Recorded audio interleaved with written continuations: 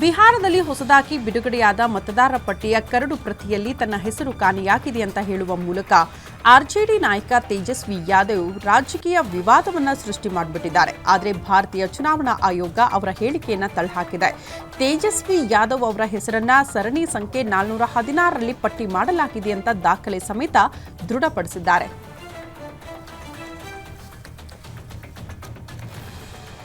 2008ರ ಮಾಲೆಗಾಂವ್ ಸ್ಫೋಟ ಪ್ರಕರಣದಲ್ಲಿ ಇತ್ತೀಚೆಗೆ ಖುಲಾಸೆಗೊಂಡ ಮಾಜಿ ಸಂಸದೆ ಪ್ರಜ್ಞಾ ಠಾಕೂರ್ ತನಿಖಾ ಅಧಿಕಾರಿಗಳು ಪ್ರಧಾನಿ ನರೇಂದ್ರ ಮೋದಿ ಹೆಸರನ್ನ ತನಿಖೆಯ ಸಮಯದಲ್ಲಿ ಹೇಳುವಂತೆ ಒತ್ತಾಯಿಸಿದ್ದಾರೆ ಮತ್ತು ಬೆದರಿಕೆ ಹಾಕಿದ್ದಾರೆ ಅಂತ ಹೇಳಿದ್ದಾರೆ.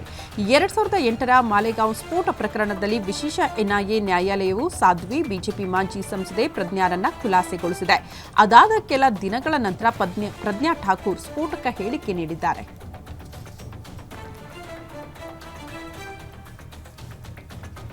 ಗುಜರಾತ್ ರಾಜ್ಯಪಾಲ ಆಚಾರ್ಯ ದೇವ್ವ್ರತರನ್ನ ಎನ್ಡಿಎ ಒಕ್ಕೂಟದ ಉಪರಾಷ್ಟ್ರಪತಿ ಚುನಾವಣಾ ಅಭ್ಯರ್ಥಿಯಾಗಿ ಪ್ರಮುಖ ಮುಂಚೂಣಿಯಲ್ಲಿ ಪರಿಗಣಿಸಲಾಗಿದೆ. ಮೂಲಗಳ ಪ್ರಕಾರ ಪ್ರಧಾನಿ ನರೇಂದ್ರ ಮೋದಿ ಅವರು ಹರಿಯಾಣ ಮೂಲದ ದೇವ್ವ್ರತ್ ಅವರನ್ನ ಉಪರಾಷ್ಟ್ರಪತಿ ಹುದ್ದೆಗೆ ಅಭ್ಯರ್ಥಿಯನ್ನಾಗಿಸುವತ್ತ ಆಸಕ್ತಿ ಹೊಂದಿದ್ದಾರೆ. ಇನ್ನು ಉಪರಾಷ್ಟ್ರಪತಿ ಹುದ್ದೆಗೆ ಸೆಪ್ಟೆಂಬರ್ 9ರಂದು ಚುನಾವಣೆ ನಡೆಯಲಿದೆ.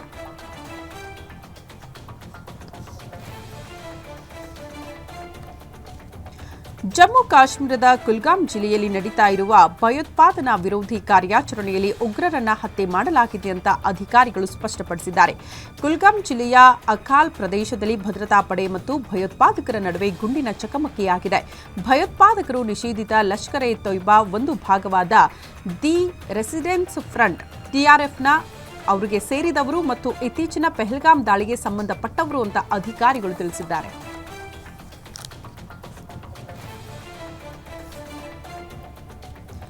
ಬಿಹಾರದ ಅರಾಜ್ ಜಿಲ್ಲೆಯ ವಿಡಿಯೋವೊಂದು ಸೋಷಿಯಲ್ ಮೀಡಿಯಾದಲ್ಲಿ ಸಖತ್ ವೈರಲ್ ಆಗಿದ್ದು, ಮಗನನ್ನ ಉಳಿಸೋದಕ್ಕೆ ತಾಯಿಯೊಬ್ಬಳು ನಡೆಸ್ತಾ ಇರುವ ಹೃದಯ ವಿದ್ರಾವಕ ಹೋರಾಟವನ್ನು ಸೆರೆ ಹಿಡಿಯಲಾಗಿದೆ. ಆತ್ಮಹತ್ಯೆ ಮಾಡಿಕೊಂಡ ಅಪ್ರಾಪ್ತ ಬಾಲಕನನ್ನ ಉಳಿಸೋದಕ್ಕೆ ಅವನ ತಾಯಿ ತೀವ್ರವಾಗಿ ಪ್ರಯತ್ನ ಪಡ್ತಾ ಇರುವಂತಹ ವಿಡಿಯೋ ಇದಾಗಿದೆ. ಭಾವನಾತ್ಮಕ ಕ್ಲಿಪ್ ಅನೇಕರನ್ನ ಕಣ್ಣೀರು ಹಾಕುವಂತೆ ಮಾಡಿದೆ.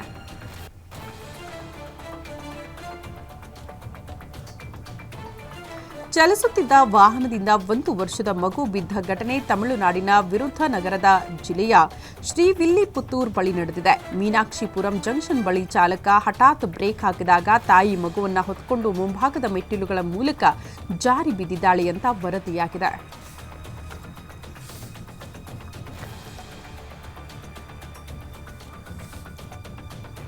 ಉತ್ತರ ಪ್ರದೇಶದ ಮೀರತ್ನಲ್ಲಿ ಆಘಾತಕಾರಿ ಘಟನೆಯೊಂದು ನಡೆದಿದ್ದು, ತನ್ನ 7 ತಿಂಗಳ ಗರ್ಭಿಣಿ ಪತ್ನಿಯನ್ನ ಇರಿದು ಕೊಂದಿದ್ದಾನೆ. ನಂತರ ತಾನೇ ಪೊಲೀಸರಿಗೆ ಕರೆ ಮಾಡಿ ಹೆಂಡತಿಯನ್ನ ಕೊಂದಿದ್ದ ರೂಮ್ ಒಳಗಡೆ ಹೋಗಿ ಬೀಗ ಹಾಕಿಕೊಂಡಿದ್ದಾನೆ. ಪೊಲೀಸರು ಬರೋ ತನಕ ಹೆಂಡತಿಯ ಶವದ ಪಕ್ಕದಲ್ಲಿ ಕಾದು ಕುಳಿತಿದ್ದಾನೆ. ಕೊಲೆ ಮಾಡಿದ ಆರೋಪಿಯನ್ನ ರವಿಶಂಕರ್ ಅಂತ ಗುರುತಿಸಲಾಗಿದೆ. 7 ತಿಂಗಳ ಗರ್ಭಿಣಿಯಾದ 20 ವರ್ಷದ ಪತ್ನಿ ಸಪ್ನಾ ಜೊತೆ ಜಗಳವಾಡಿದ ನಂತರ ಆಕೆಯನ್ನ ಪತಿನೇ ಕೊಲೆ ಮಾಡಿದ್ದಾನೆ.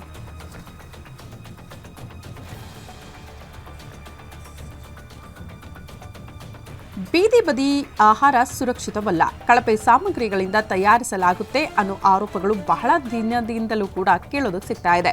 ಆದರೆ ಕೆಲವರು ಬೇಕಂದೇ ಆಹಾರವನ್ನ ಕಲುಷಿತಗೊಳಿಸಿ ಮಾರುತ್ತಾರೆ. ಇಂತಹ ಒಂದು ಘಟನೆ ಈಗ ಉತ್ತರ ಪ್ರದೇಶದಲ್ಲಿ ನಡೆದಿದೆ. ರಸ್ತೆ ಬದಿಯ ಉಪಹಾರ ಗೃಹದಲ್ಲಿ ವ್ಯಕ್ತಿಯೊಬ್ಬ ರೊಟ್ಟಿ ತಯಾರಿಸುವಾಗ ಅದಕ್ಕೆ ಉಗುಳ್ತಾ ಇರುವಂತಹ ದೃಶ್ಯ ಸೋಷಿಯಲ್ ಮೀಡಿಯಾದಲ್ಲಿ ವೈರಲ್ ಆಗಿದೆ.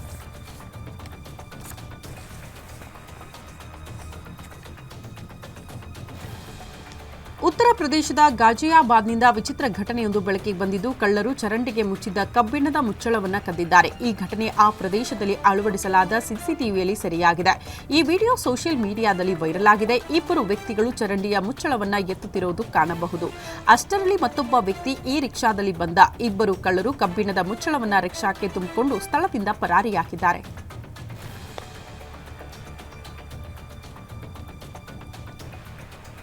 ಚಹಾ ಅಂಗಡಿಯವನ ಮೇಲೆ ಅದೇನ್ ಕೋಪನೋ ಏನೋ, ಕೆಲವು ಬೀದಿ ಹೋರಿಗಳು ಚಹಾ ಅಂಗಡಿಯೊಂದನ್ನು ಧ್ವಂಸ ಮಾಡಿಬಿಟ್ಟಿದೆ. ಈ ಘಟನೆ ಉತ್ತರ ಪ್ರದೇಶದ ಬರೇಲಿಯಲ್ಲಿ ನಡೆದಿದ್ದು, ಸ್ಥಳೀಯರಲ್ಲಿ ಭಾರಿ ಆತಂಕ ಉಂಟು ಮಾಡಿದೆ. 2 ಬೀದಿ ಹೋರಿಗಳು ಸೇರಿ ಚಹಾ ಅಂಗಡಿಯೊಂದನ್ನು ಧ್ವಂಸಗೊಳ್ತಾ ಇರೋದನ್ನ ನೋಡಿದ ಸ್ಥಳೀಯರು ಓಡ್ ಹೋಗ್ತಾ ಇರೋದು ಕೂಡ ಸಿಸಿಟಿವಿಯಲ್ಲಿ ಸೆರೆಯಾಗಿದೆ.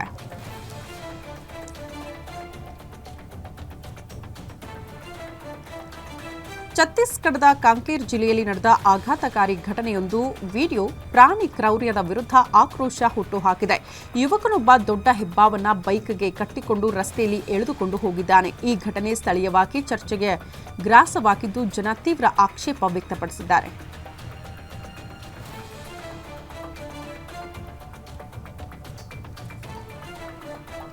ನಾಲ್ವರು ಮಕ್ಕಳ ತಾಯಿ ಪ್ರಿಯಕರನೊಂದಿಗೆ ಓಡ್ ಹೋಗಿದ್ದು ಇದರಿಂದ ನೊಂದ ಆಕೆಯ ಪತಿ ಆತ್ಮಹತ್ಯೆ ಮಾಡಿಕೊಂಡಿರುವ ಘಟನೆ ಉತ್ತರ ಪ್ರದೇಶದ ಹರ್ದೋಯ್ನಲ್ಲಿ ನಡೆದಿದೆ. ಸರ್ವೇಶ್ ಆತ್ಮಹತ್ಯೆ ಮಾಡಿಕೊಂಡಂತಹ ವ್ಯಕ್ತಿ. ಇವರ ಪತ್ನಿ ರಿಂಕಿ ಪ್ರಿಯಕರನೊಂದಿಗೆ ಓಡ್ ಹೋಗಿದ್ದಾಳೆ. 4 ಮಕ್ಕಳ ತಾಯಿಯಾಗಿದ್ದ ರಿಂಕಿ ಪ್ರಿಯಕರನೊಂದಿಗೆ ಹೋಗುವ ಮುನ್ನ ಗಂಡ ಸರ್ವೇಶ್ಗೆ ವಿಷ ಕುಡಿದು ಸಾಯಿ ಅಂತ ಹೇಳಿದ್ದಾಳೆ ಎನ್ನಲಾಗಿದೆ.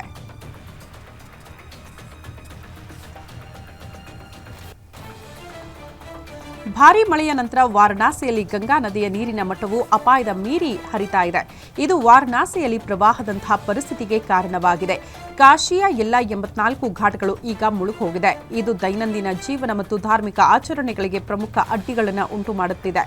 ಅಸ್ಸಿ ಘಾಟ್ನಲ್ಲಿ ಪ್ರವಾಹದ ನೀರು ರಸ್ತೆಯನ್ನು ತಲುಪಿದ್ದು ದಡದಲ್ಲಿರುವ ಅಂಗಡಿಗಳನ್ನು ಖಾಲಿ ಮಾಡುವಂತೆ ಸೂಚನೆ ಕೊಡಲಾಗಿದೆ.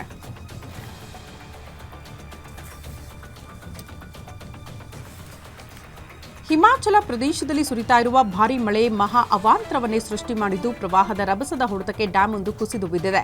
ಡ್ಯಾಂ ಕುಸಿತದಿಂದ ಕೆಳಗಿನ ಪ್ರದೇಶಗಳಲ್ಲಿ ಪ್ರವಾಹ ಉಂಟಾಗಿದ್ದು ನೀರಿನ ರಭಸಕ್ಕೆ ರಸ್ತೆ ಮೇಲೆ ನಿಂತಿದ್ದ ಕ್ರೇನ್, ಟ್ರಕ್, ರಾಕ್ ಬ್ರೇಕರ್ ಹಾಗೂ ಕಾರು ಸೇರಿದಂತೆ ಅಣೆಕಟ್ಟು ಬಳಿ ಇದ್ದ ಭಾರೀ ಯಂತ್ರೋಪಕರಣಗಳು ಕೊಚ್ಚಿಕೊಂಡು ಹೋಗಿದೆ. ಅದೃಷ್ಟವಶಾತ್ ಈ ಘಟನೆಯಲ್ಲಿ ಯಾವುದೇ ಸಾವು ನೋವು ಸಂಭವಿಸಿಲ್ಲ.